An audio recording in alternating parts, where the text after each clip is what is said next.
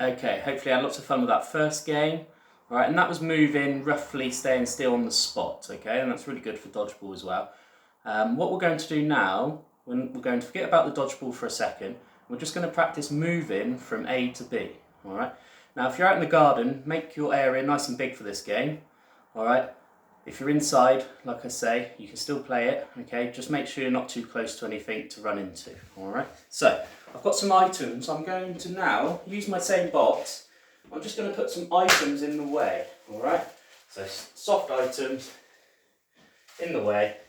Okay, like I say, I haven't got much room. Hopefully if you're in the garden, you can make it much bigger, all right? Now, what we have to do now is move from one side of the box to the other, all right? But what we don't want to do is touch any of the items. Okay, so we might not be able to just move in a straight line. So maybe now, ask the children what ways they can move around these objects, all right? So, hopefully you've had a little chat, okay? Maybe one way we thought of, we can jump over, which would be good, or we might sidestep, okay? Another good way. So just have a go at moving through from A to B and get to this side. All right, everyone?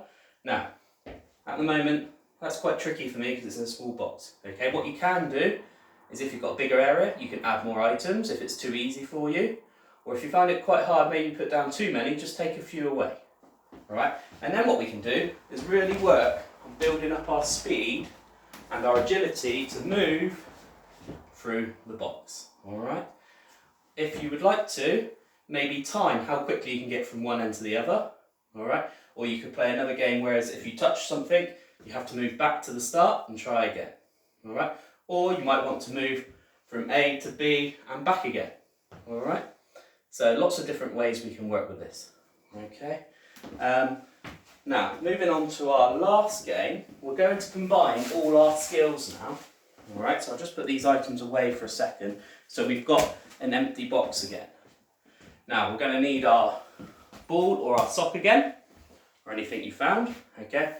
And this time, coaches, you're going to go start on the side outside the box again. But students, children, you're going to start from here, a bit like what we were just doing. But there's nothing in your way now. And what this game's called Cannonball, okay? So what you have to do is get from A to B, nice and easy, now there's nothing in the way. But this time, parents or coaches, you're going to have the ball and you're going to be able to throw to the side, all right? Now you're not allowed to throw when I'm on the safe line, so this is a line, and if I get to this end, I'm safe. You're only allowed to hit me when I'm in the middle of the box, okay? So, imagine we're outside in the garden, lots of space, okay? Make sure you stand further apart, okay? And you can go a lot faster than I can, all right? So as soon as I'm in here, I might have to dodge the ball. That's really important in this game. You don't just concentrate on running as fast as you can.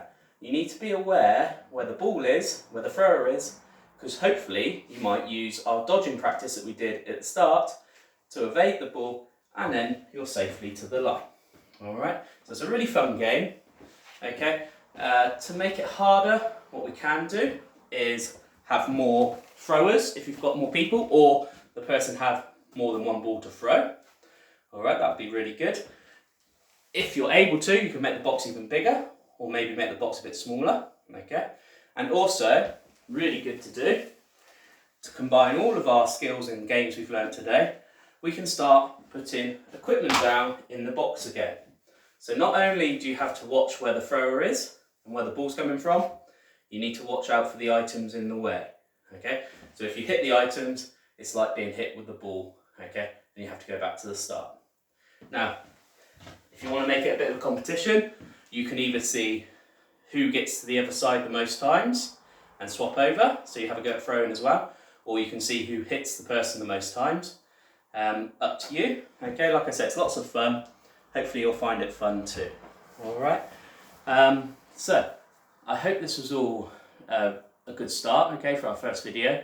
And my coach's challenge this week to the family: can you run or walk a mile a day? Okay, we do it in school sometimes, called the Daily Mile, and maybe keep a record or put it on the school Twitter page.